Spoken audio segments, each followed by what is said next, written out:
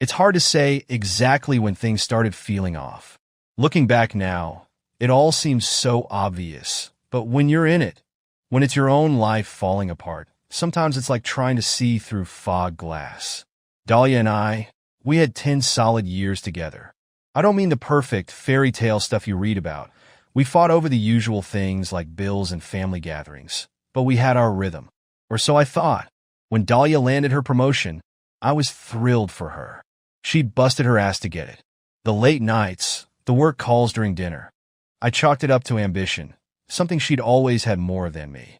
The promotion meant a bigger paycheck, sure, but it also meant more travel.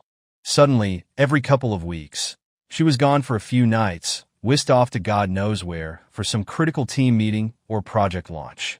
At first, it was just business as usual, but after a while I noticed she started coming home different.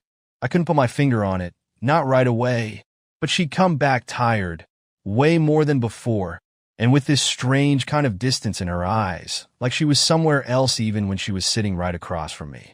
Our conversations became shallow, like she was avoiding anything deeper, anything real.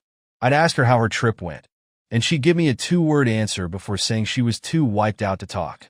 I let it go, figuring work was taking more out of her than usual. But then my friend Liam noticed it too. We were out one night, just me, Liam, and a couple of guys. A typical guy's night, talking shit, tossing back a few beers. Out of nowhere, Liam goes, "Hey, is everything all right with you and Dahlia? I've noticed she's been kinda off." I laughed it off at first, didn't want to give it much thought. But Liam didn't let it go. "I mean it, man," he pressed. "At that company event last month, she barely said a word to anyone. And she used to be, the life of the party. Hearing it from someone else hit different. I'd been telling myself she was just stressed, that the job was getting to her, but Liam saw it too. That's when this gnawing feeling started building inside me, like a splinter under my skin. I brushed it off, at least outwardly, but inside I couldn't shake it. A few days after that, I decided to surprise her at work.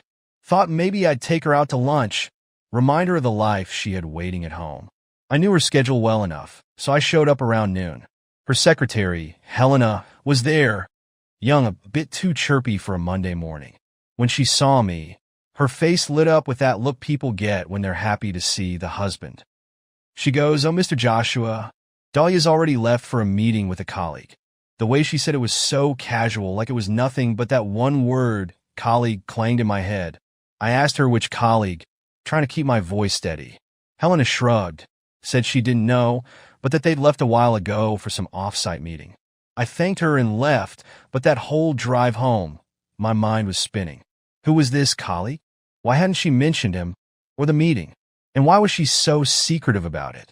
That night, I waited up for her. When she finally walked through the door, I could feel this anger bubbling up, but I kept it in check.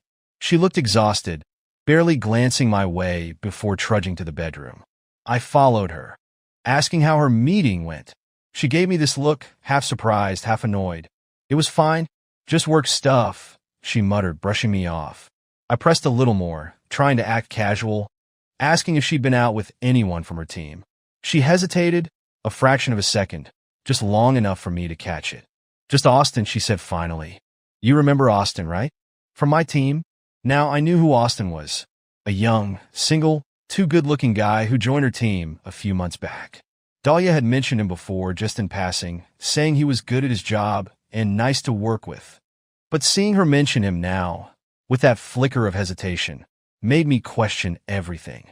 I nodded, acting like it was nothing, but inside, every nerve was on edge. Days turned into weeks, and I started paying closer attention. Little things stood out. She'd get a message on her phone, and her expression would change. Sometimes a smile, sometimes a slight frown, but always something that felt private. If I asked her about it, she'd shrug it off, saying it was just work stuff. I wanted to believe her, I really did, but that feeling kept growing, clawing its way up, filling me with doubt. Then came another night out with Liam. We were at this pub, same as before when he brought it up again. "Look, I don't mean to meddle," he started, clearly uneasy, "but I saw Dahlia with this guy at a work event last week. Looked like they were close." He glanced at me, probably expecting me to laugh it off or tell him he was seeing things, but I didn't. I just sat there, staring at my beer, feeling the walls close in. "Did you notice anything?" I finally asked, trying to keep my tone casual. Liam shrugged, looking uncomfortable. I mean, she was talking to him a lot, that's all. I didn't see anything inappropriate, if that's what you're asking.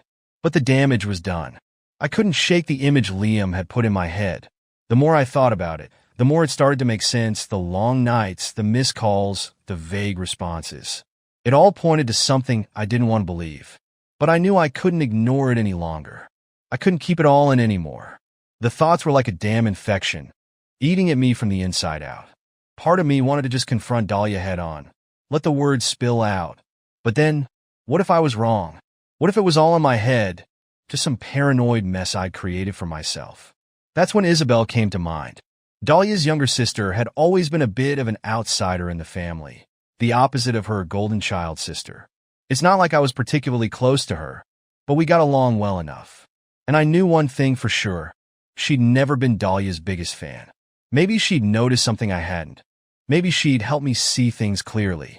So, one evening, after stewing in my thoughts for too long, I gave her a call. Isabel picked up after the second ring, and I heard her familiar, warm voice on the other end.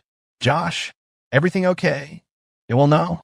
I'm not even sure why I'm calling, Isabel," I said, my voice feeling foreign even to my own ears. I feel like I need to talk to someone. About Dahlia." There was a pause, the kind that tells you someone already knows where this is going. "Meet me at the cafe on 5th in about an hour," she finally replied, her tone softer, almost hesitant. I agreed, feeling a mixture of relief and nervousness settle over me. Talking to Isabel felt like a risk, but it was a risk I was more than willing to take. When I walked into the cafe, Isabel was already seated by the window, swirling her coffee absent-mindedly. She looked up and gave me a small, sympathetic smile. "You look terrible, Josh. What's going on?" I took a deep breath, settling into the chair across from her. "It's Dahlia. Things have been off for a while now. She's always tired, always distant, and there's this guy, Austin." I stopped, not even sure how much to say. I hesitated.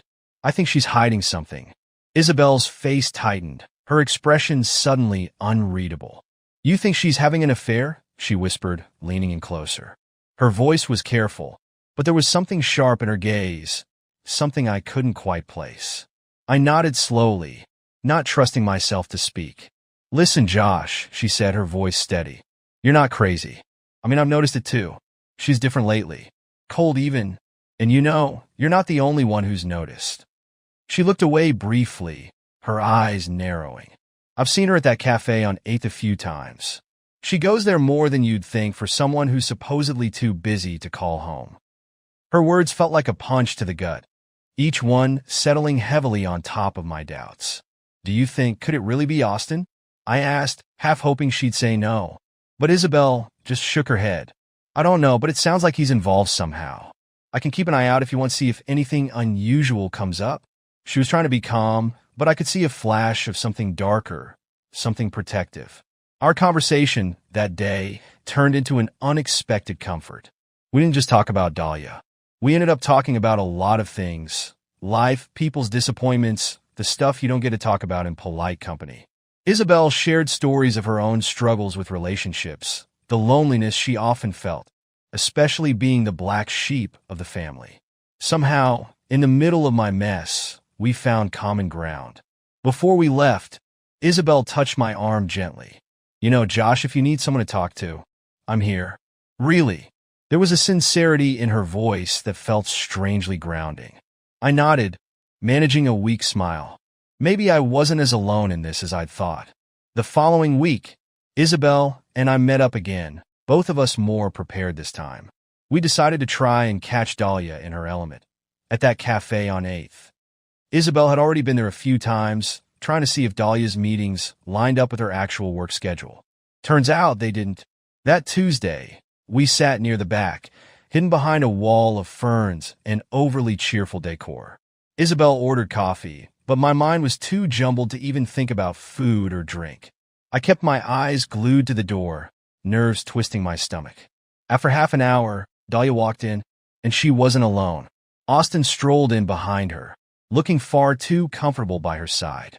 They picked a table near the window, and I felt this nauseating wave of anger and betrayal crash over me. Isabel placed a hand on my arm, steadying me. "Wait," she whispered. "We don't want to blow this. Let's just see what they do." I nodded, forcing myself to stay still, to breathe. They ordered, chatted, laughed, her hand brushing his arm every so often. The sight was like a slap to the face.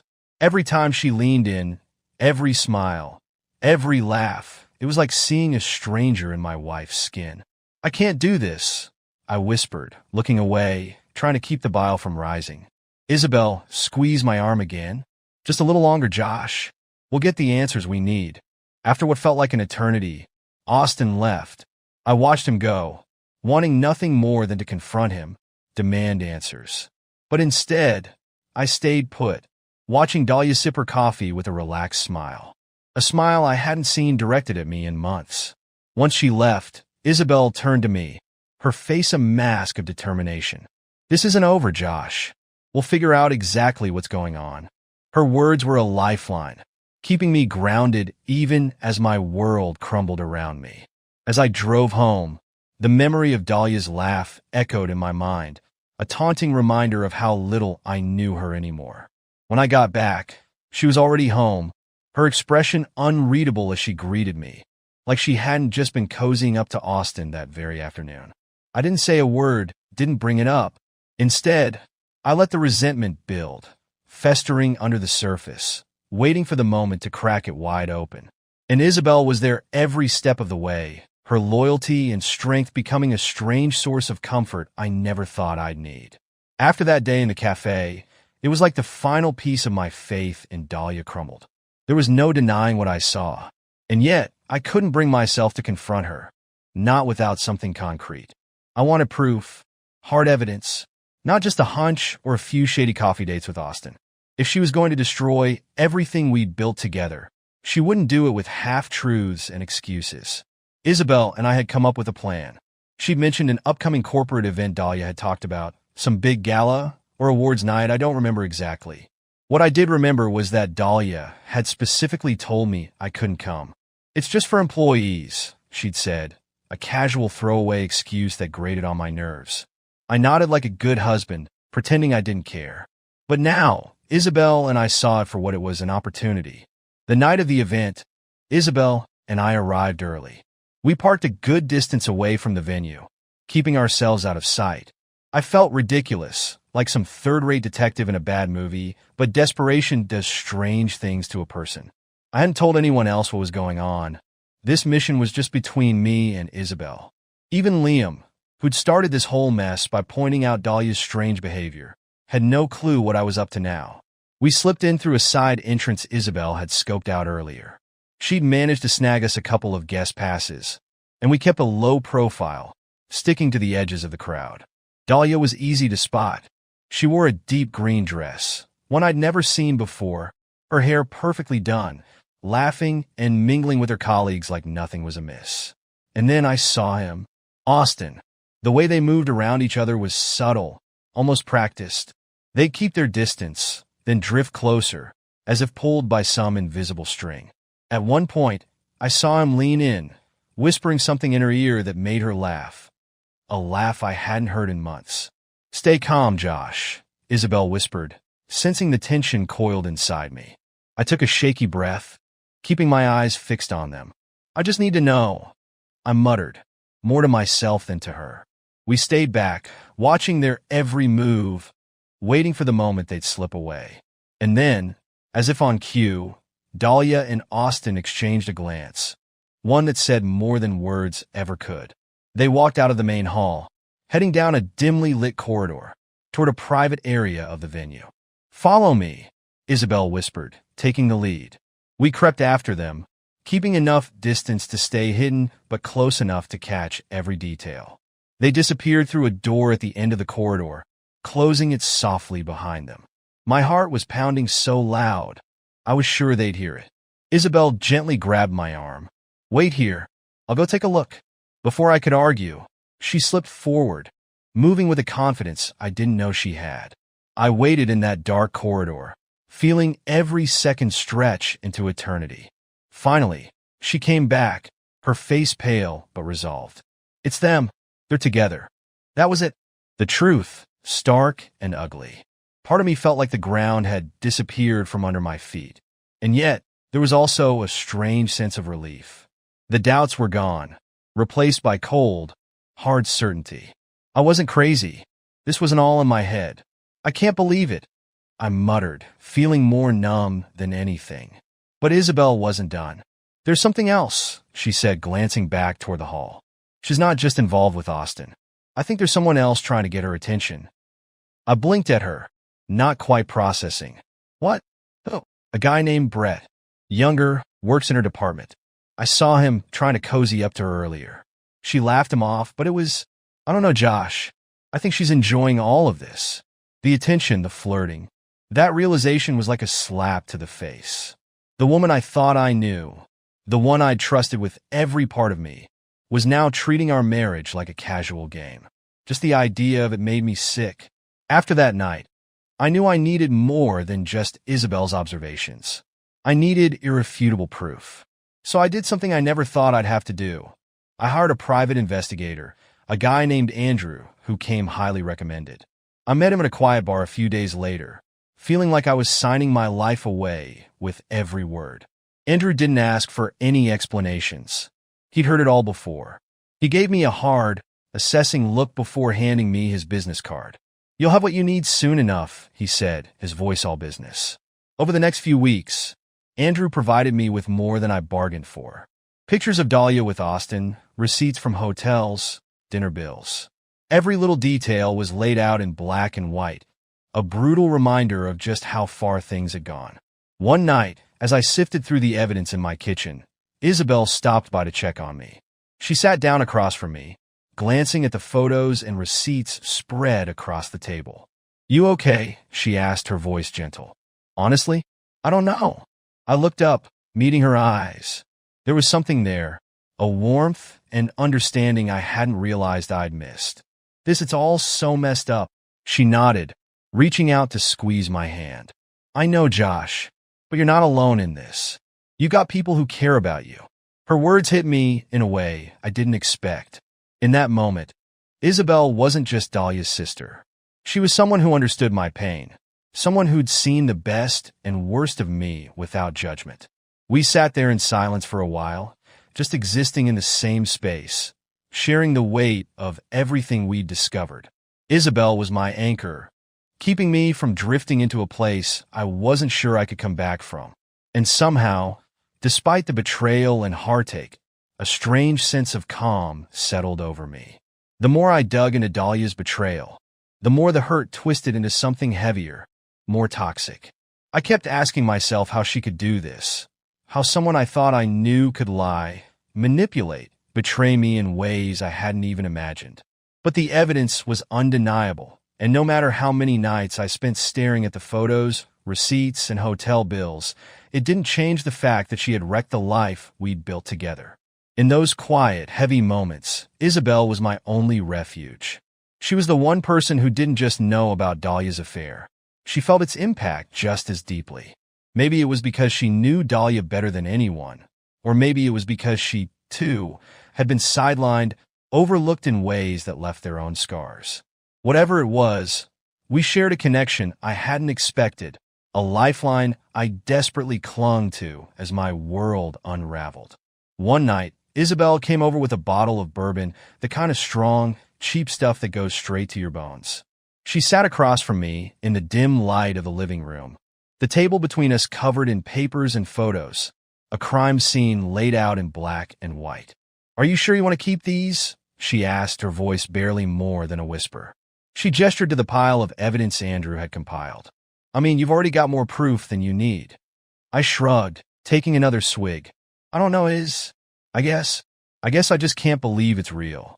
She nodded, her eyes softening in that way that seemed to cut through my anger, hitting me right where the sadness lived. Yeah, I get that. She reached out, placing her hand over mine. Her touch was warm, steady, a grounding force I didn't realize I'd needed. We talked that night, Not just about Dahlia, but about our lives, our frustrations, our disappointments. I opened up in ways I hadn't allowed myself to with anyone else, sharing things I'd locked away for years. Isabel listened, never judging, her presence a quiet reassurance that maybe I wasn't as alone in this mess as I felt. And then, there was this moment. A silence hung between us, thick with everything left unsaid. I glanced down at her hand on mine, feeling a flicker of something I hadn't felt in a long time. A warmth, an attraction that I tried to push away, but it stayed lingering, tempting. I whispered, not sure what I wanted to say, or if I should even be saying anything at all. She looked up, her eyes meeting mine with an intensity that sent a shiver down my spine.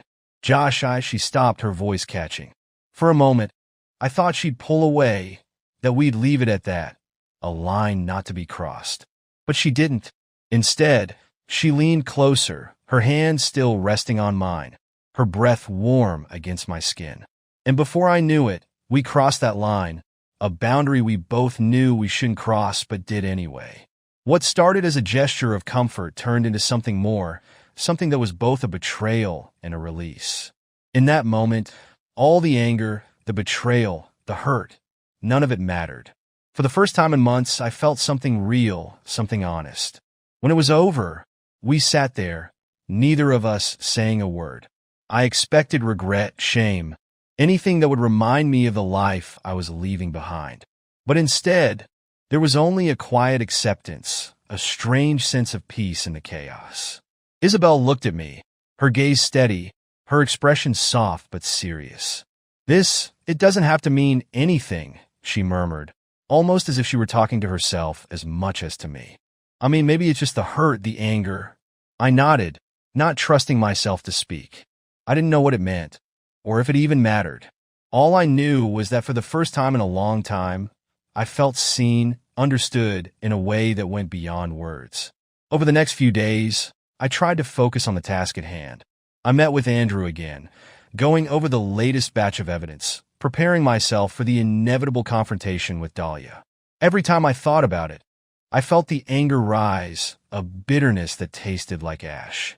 But then I'd think of Isabel, of that night we shared, and somehow it made the whole thing a little more bearable. A week later, Isabel and I met up again. We sat in my kitchen, a stack of papers and photos between us, going over the evidence one last time. It was strange, surreal, like we were planning a takedown, a coup against the woman who had wronged us both. But there was something else there too, an unspoken understanding that went beyond Dahlia, beyond revenge. It was just us. "Are you ready for this?" she asked, her voice steady but her eyes filled with something softer, a hint of worry. I looked at her, feeling the weight of everything settle on my shoulders. "Honestly, I don't know, but it's time. I can't keep living like this." She nodded, reaching out to squeeze my hand. "I'm here, Josh. Whatever you need."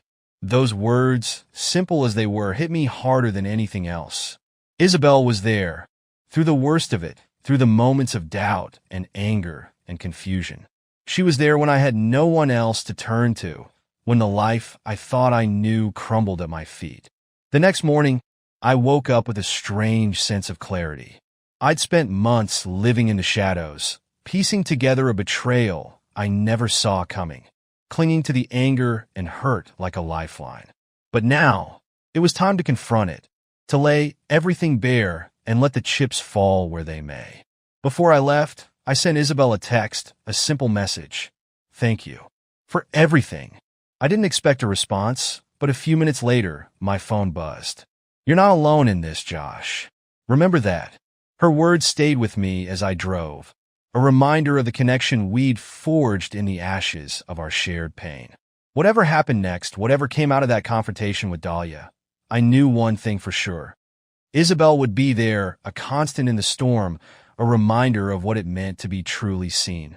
I knew it was time to face her. I had all the proof, all the damning pieces lined up neatly, as if that could somehow make the pain feel organized, controlled. But nothing about this was controlled. My life, our marriage, it was shattered, a chaos I could barely hold in my hands. The day Dahlia came back from her latest business trip, I was ready. I waited for her in the living room, The evidence spread out on the coffee table like some twisted display, a testament to every lie she'd ever told me. She walked in, her face bright with some story she'd probably rehearsed, not knowing her excuses would mean nothing this time. When she saw me sitting there, saw the papers, photos, receipts, her face fell. What is all this, Josh?" she stammered, her eyes darting over the table, lingering on the hotel receipts, the pictures of her and Austin that Andrew had collected. "It's everything you thought you could hide from me, Dahlia," I said, my voice as cold and controlled as I could manage. "Every lie. Every single time you looked me in the eyes and fed me some bullshit about late meetings and business trips." I shook my head, anger flaring. "Did you really think I wouldn't find out?" Her eyes widened, a flicker of panic crossing her face. But she tried to play it off, taking a deep breath and squaring her shoulders. "Josh, you're misunderstanding. It's not what you think." "Really?" I leaned forward, barely able to keep the fury in check. "So what am I misunderstanding here, Dahlia? The photos? The hotel bookings? The texts?" I threw her phone at her feet, already unlocked to reveal a chain of messages she'd sent to Austin. I'd read enough of them to know the truth, each word a punch to the gut. She bent down, picked up the phone, staring at the screen as if seeing it for the first time. You went through my phone? That's what you're focusing on?" I laughed bitterly, feeling the anger morph into something darker, a disgust I could barely contain. "You're a piece of work. You know that. After all this, all the years I trusted you, you turn this around and try to play the victim?" She flinched, her face crumpling for just a second before she caught herself. "You don't understand, Josh," she said, her voice low, almost pleading. "You haven't exactly been there for me lately. You've been distant cold. I was alone in Austin. He was there. That hit a nerve." I stood up, barely holding back. "Don't you dare pin this on me. I wasn't the one sneaking around, lying to your face. You made the choice, Dahlia. You chose to step out, to betray everything we built together." My voice cracked, and I hated that I still felt that raw hurt, that she still had that power over me. She threw her hands up, as if she were the one wronged. "And what about you, huh? You're not so innocent either. I know about you and Isabel." The accusation hung in the air, a bitter, poisonous thing. I blinked, caught off guard, but only for a second. I straightened, meeting her gaze with cold certainty. "Yeah, I'm not denying it. But don't twist this, Dahlia. This is about you. What Isabel and I have, whatever it is that came after. After you threw away our marriage for some cheap fling." She scoffed, her expression twisting with contempt. "You think you're so righteous, don't you? Like you haven't changed at all. Like you didn't just check out of our life without a word." "I checked out because you pushed me out." The words erupted, louder than I'd intended, my voice breaking with a mixture of rage and heartbreak. "I tried, Dahlia. For years I tried, but you turned into someone I didn't recognize, someone who could lie to me every damn day and not feel a thing. And all this time, you were with him, laughing at me behind my back, making a fool out of me." She fell silent, her defiance cracking, something sad and defeated slipping through. "Josh," she trailed off, her gaze dropping to the floor. For the first time, I saw it a flicker of remorse. Or maybe it was just the weight of getting caught. At that moment, I couldn't bring myself to care. The silence between us stretched, the broken pieces of our marriage lying like shattered glass around us. I took a deep breath, steadying myself, forcing the final words out, the ones I knew I needed to say to free myself from this nightmare. "It's over, Dahlia. There's nothing left to save. I'm done." She looked up, her eyes wide with shock and maybe a bit of fear. You don't mean that?" "Yes, I do," I replied, my voice hollow but firm. "I deserve better than this. Better than you." For a long moment, we just stood there, two strangers who once shared a life, now separated by the bitter truth. She didn't say another word, didn't try to defend herself or beg for forgiveness. She just turned and walked out of the room, leaving me alone with the weight of our shattered promises.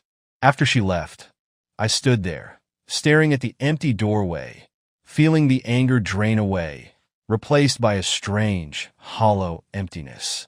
I was free, but at a cost I wasn't sure I was ready to face.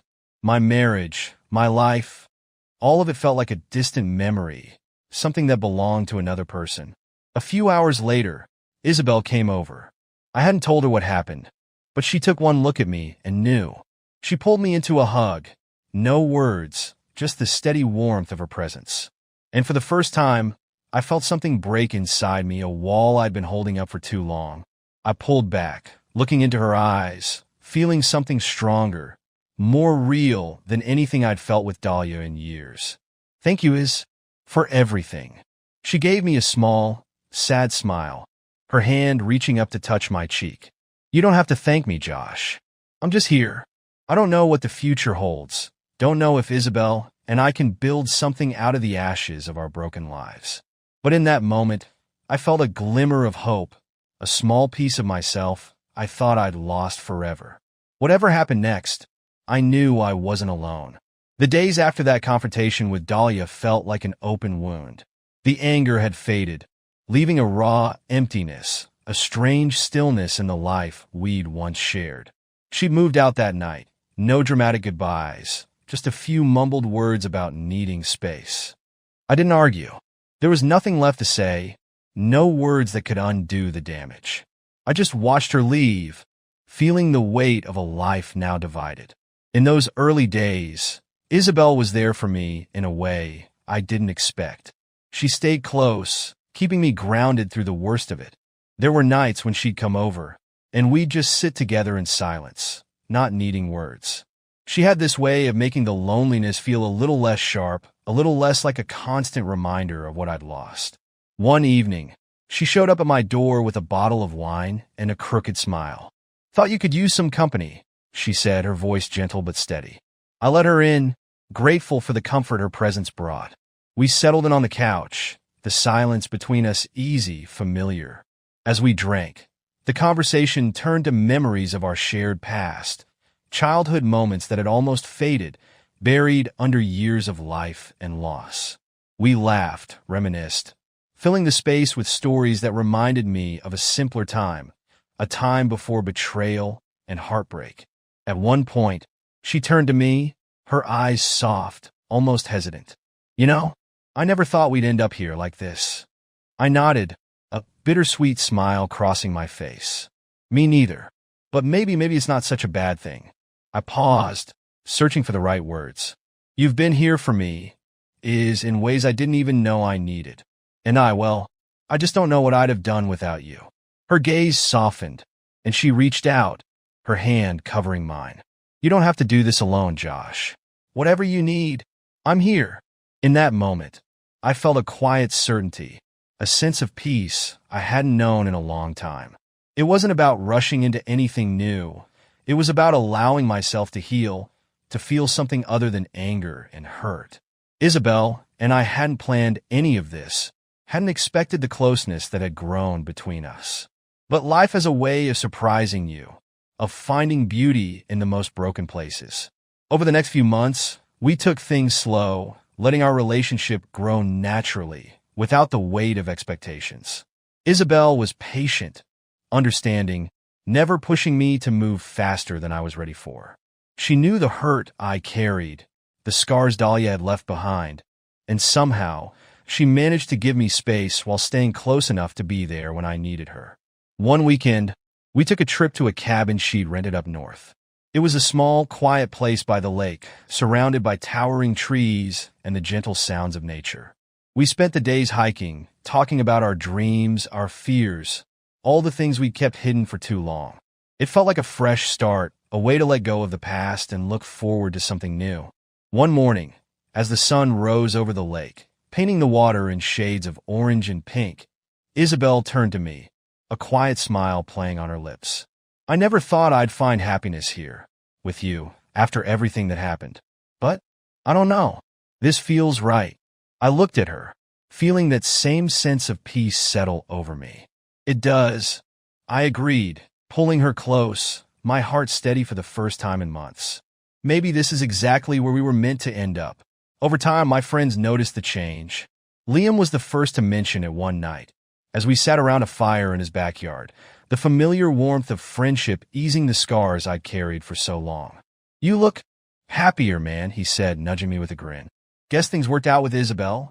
Huh? I nodded, a genuine smile tugging at my lips. Yeah, she's something else. The guys exchanged knowing looks, offering quiet words of support that I hadn't known I needed. For the first time in ages, I felt whole, like I was finally moving forward instead of looking back at the pieces of a life that no longer fit.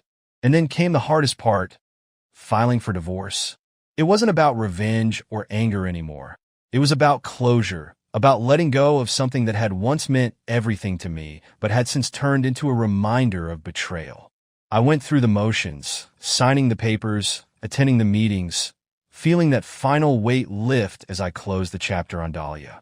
When the divorce was finalized, Isabel was there, waiting for me outside the courthouse.